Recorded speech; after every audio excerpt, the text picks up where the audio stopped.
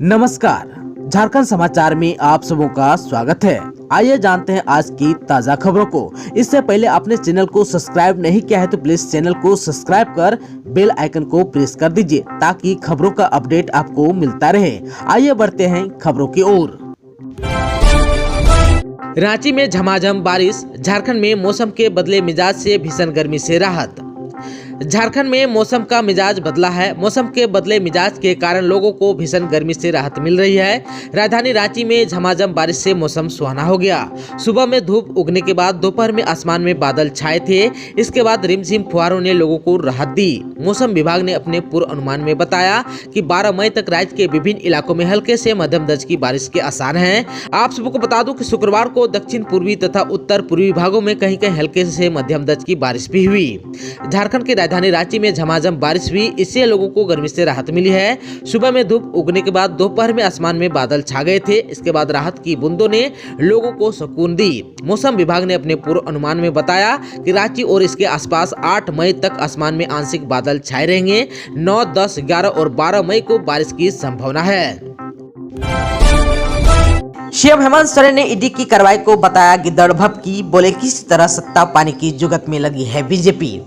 CM Hemant Soren शुक्रवार को 11 दिनों बाद प्रोजेक्ट भवन गए। लगभग 2 घंटे तक वह कार्यालय में रहे। सामान्य कामकाज भी निपटाया। बाहर निकलते समय पत्रकारों से बातचीत करते हुए जहां भाजपा पर जमकर निशाना साधा, वहीं ईडी की कार्रवाई पर इसे गिद्दड़ भभकी करार दिया। कहा कि भाजपा की स्थिति उस बच्चे की तरह हो गई है जो मैच हारने के बाद बैट बॉल लेकर चला जाता है।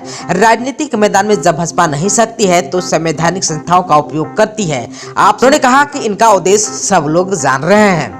मालूम हो कि प्रवर्तन निदेशालय यानी कि ईडी की ओर से शुक्रवार को झारखंड की राजधानी रांची में आईएएस अधिकारी पूजा सिंघल की आवास समेत अन्य ठिकानों पर छापेमारी की। इस छापेमारी में ईडी की टीम ने 19 करोड़ 31 लाख रुपए नकद बरामद की है। साथ ही कई आवश्यक दस्तावेज भी बरामद की है। माइनिंग लीज मामले में मैसेंजर भेज बसंत सोरेन को दिया नोटिस, आरओसी से भी मांगी गई है जानकारी। भारत निर्वाचन आयोग ने झामुमो विधायक बसंत सोरेन से माइनिंग लीज मामले में नोटिस जारी कर स्पष्टीकरण मांगा है। श्री सोरेन को जवाब देने के लिए 15 दिनों का समय दिया गया है। आयोग ने रजिस्ट्रार ऑफ कंपनीज यानी कि आरओसी को भी नोटिस भेजा है। आयोग ने संबंधित कंपनियों की जानकारी उपलब्ध कराने को कहा है। आयोग जानना चाहता है कि इन कंपनियों में किनके शेयर हैं। आयोग के विशेष मैसेंजर ने श्री सोरेन के बोकारो स्थित आवास पर जाकर नोटिस दिया है। वहीं इसकी सूचना से संबंधित पत्र भाजपा कार्यालय को सुबह 7 बजे उपलब्ध कराने की भी बात कही गई है। भाजपा के सूत्रों ने बताया कि आयोग की ओर से पार्टी कार्यालय को सूचना दी गई है कि वह पत्र सुबह 7 बजे दिया जाएगा। भारत निर्वाचन आयोग ने बसंत सोरेन से कहा है कि पूरे मामले में स्पष्टीकरण दें। झारखंड के सीएम हेमंत सोरेन के माइंस लीज आवंटन मामले में सुनवाई टली, सीएम की ओर से अदालत में जवाब दाखिल।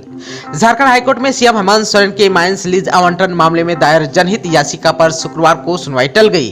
Chief justice doctor Ravi Ranjan और जस्टिस सुजीत नारायण प्रसाद की खंडपीठ के नहीं बैठने के कारण सुनवाई टल गई। हालांकि सीएम हेमंत सोरेन की ओर से अदालत में जवाब दाखिल कर दिया गया है। आप सबको बता दें कि पिछली सुनवाई के दौरान अदालत ने हेमंत सोरेन को नोटिस जारी किया था। इसके आलोक में मुख्यमंत्री हेमंत सोरेन की ओर से अदालत में जवाब दाखिल कर दिया गया। सीएम हेमंत सोरेन ने पीएम मोदी को लिखा पत्र, यूक्रेन से झारखंड के 180 छात्रों समेत अन्य की वापसी पर जताया आभार। यूक्रेन में फंसे छात्रों की सकुशल वापसी पर सीएम हेमंत सोरेन ने पीएम मोदी को पत्र लिखकर आभार जताया। साथ ही मेडिकल छात्रों को शिक्षा जारी रखने के लिए संबंधित मंत्रालय को निर्देश देने का आग्रह भी किया।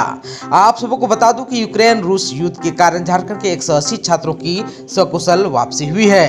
पीएम को लिखे पत्र में सीएम हेमंत सोरेन ने कहा कि यूक्रेन रूस के बीच युद्ध के कारण वहां से लौटे छात्रों की पढ़ाई बाधित हो गई है। अब सुरक्षित घर वापसी के बाद इन छात्रों की असुरक्षित भविष्य का डर सता रहा है। निकट भविष्य में इनके यूक्रेन वापस लौटने की संभावना नहीं है।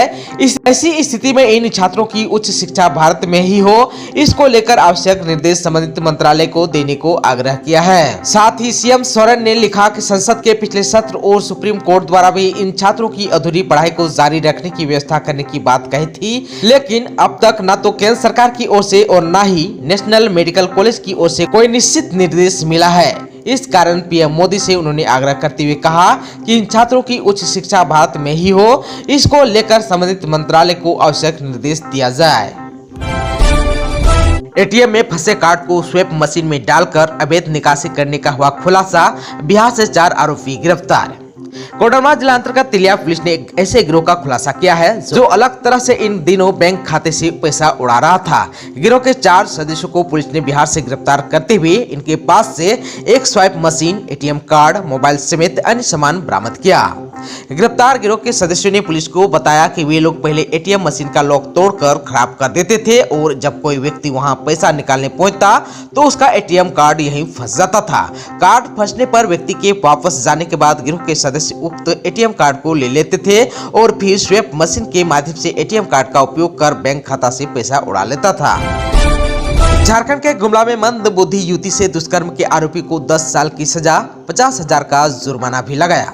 गुमला के एडीजे 1 दुर्गेश चंद्र अवस्थी की कोर्ट ने मंदबुद्धि युवती के साथ दुष्कर्म मामले में आरोपी रायडीह थाना के जमगई निवासी ललित सिंह को 10 साल की सजा सुनाई। ललित को धारा 376/2L के तहत 10 वर्ष सश्रम कारावास की सजा के साथ 50,000 रुपये का जुर्माना भी लगाया। जुर्माना की राशि अदा नहीं करने पर 1 साल अतिरिक्त सजा भुगतनी पड़ सकती है। झारखंड पंचायत चुनाव में रामगढ़ की पतरातू पंचायत में नहीं होंगे चुनाव, राज्य निर्वाचन आयोग ने किया रद्द। जानिए क्या है कारण। झारखंड में पंचायत चुनाव अपने परवान पर है। इसी बीच राज्य निर्वाचन आयुक्त डॉक्टर टीके तिवारी ने रामगढ़ जिले के पतरातू पंचायत में चुनाव की पूरी प्रक्रिया रद्द कर दी है। कारण बताते हुए उन्होंने कहा कि पतरातू प्रखंड के इस पंचायत में लोगों के बीच डर का माहौल बनाकर प्रत्याशियों को नॉमिनेशन करने से रोका जा रहा था। जिला प्रशासन की रिपोर्ट के आधार पर आयोग ने कार्रवाई करते हुए आदेश जारी किया है। वहीं पत्रकारों से बातचीत करते हुए राज्य निर्वाचन आयुक्त डॉक्टर टीके तिवारी ने कहा कि रामगढ़ जिला के पतरातू प्रखंड अंतर्गत पतरातू पंचायत में लोगों को भय दिखाकर प्रचार नहीं भरने दिया जा रहा था।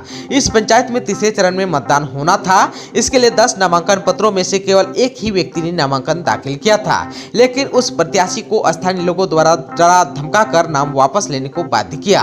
जिला प्रशासन की जांच रिपोर्ट के आधार पर आयोग ने पतरातू पंचायत में तत्काल चुनाव रद्द कर दिया है। इस संबंध में आदेश भी जारी किया गया है। डॉक्टर तिवारी ने कहा कि पतरातू पंचायत में चुनाव की अगली तारीख बाद में निर्धारित की जाएगी। उन्होंने कहा कि राज्य में इस तरह की यह पहली घटना है। आयोग पंचायत चुनाव को लेकर पारदर्शी और निष्पक्ष चुनाव कराने को प्रतिबद्ध है। साथ ही कहा कि मामले में दोषी पर नियमानुसार कानूनी कार्रवाई भी की जाएगी ताकि भविष्य में इस प्रकार की घटना दोबारा ना हो पाए।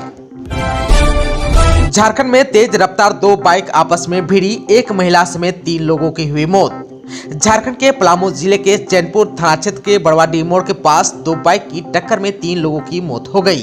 एक बाइक पर सवार सुरेश चौधरी की घटनास्थल पर ही मौत हो गई, जबकि दूसरे बाइक पर सवार फूलमती देवी और उनका नाती नंदलाल कुमार सड़क हादसे में गंभीर रूप से घायल हो गए थे। इन्हें अस्पताल में भर्ती कराया गया था, जहां इलाज के दौरान इनकी मौत हो गई। इधर सड़क हादसे की जानकारी मिलते ही चैनपुर थाना की पुलिस घटनास्थल पर पहुंची और शव को कब्जे में लेकर पोस्टमार्टम के लिए मेदिनीनगर सदर अस्पताल भेज दिया, जहां पोस्टमार्टम के बाद शव परिजनों को सौंप दिया गया। पुलिस ने दोनों दुर्घटनाग्रस्त बाइक को थाना भेज दिया है। श्रीलंका में फंसे झारखंड के 19 मजदूरों का रांची पहुंचते ही हुआ स्वागत, वतन लौटते ही खिले चेहरे। श्रीलंका में फंसे झारखंड के 19 मजदूर सकुशल रांची पहुंचे। शुक्रवार को ह्यूमन हेरिटेज केयर फाउंडेशन के चेयरमैन और निदेशक अमरदीप कौशल और उनके सहयोगियों द्वारा रांची बिरसा मुंडा एयरपोर्ट पर माइग्रेशन सेल के कर्मियों के साथ सभी मजदूरों का स्वागत किया गया। आप सबको बता दें कि इन मजदूरों ने वतन वापसी के लिए केंद्र और राज्य सरकार से गुहार लगाई थी। इसके बाद श्रीलंका में बैठे हाई कमीशन की टीम द्वारा मामले को संज्ञान में लेते हुए उस पर कार्रवाई की गई। इसके तहत ये सुरक्षित रांची लौटे हैं। वतन लौटते ही इनके चेहरे खिल उठे। झारखंड के गिरिडीह जिले के उपायुक्त ने वीडियो कॉल कर अमरदीप के जरिए मजदूरों से बातचीत की और कहा कि बहुत जल्द जितने भी मजदूर गिरिडीह से हैं उनको अपने ऑफिस में बुला लिया जाएगा और साथ ही अमरदीप को भी उन्होंने न्योता दिया। आप सबको बता दूं कि 19 मजदूरों में से 16 मजदूर गिरिडीह के हैं, 2 मजदूर हजारीबाग जिले के हैं और 1 मजदूर धनबाद जिले के हैं। रांची में झमाझम बारिश, झारखंड में मौसम के बदले मिजाज से भीषण गर्मी से राहत। झारखंड में मौसम का मिजाज बदला है। मौसम के बदले मिजाज के कारण लोगों को भीषण गर्मी से राहत मिल रही है। राजधानी रांची में झमाझम बारिश से मौसम सुहाना हो गया। सुबह में धूप उगने के बाद दोपहर में आसमान में बादल छाए थे।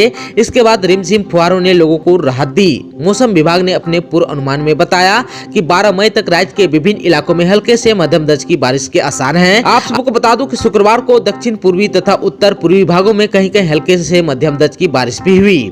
झारखंड की राजधानी रांची में झमाझम बारिश हुई, इससे लोगों को गर्मी से राहत मिली है। सुबह में धूप उगने के बाद दोपहर में आसमान में बादल छा गए थे। इसके बाद राहत की बूंदों ने लोगों को सुकून दी। मौसम विभाग ने अपने पूर्व अनुमान में बताया कि रांची और इसके आसपास 8 मई तक आसमान में आंशिक बादल छाए रहेंगे। 9, 10, 11 और 12 मई को बारिश की संभावना है।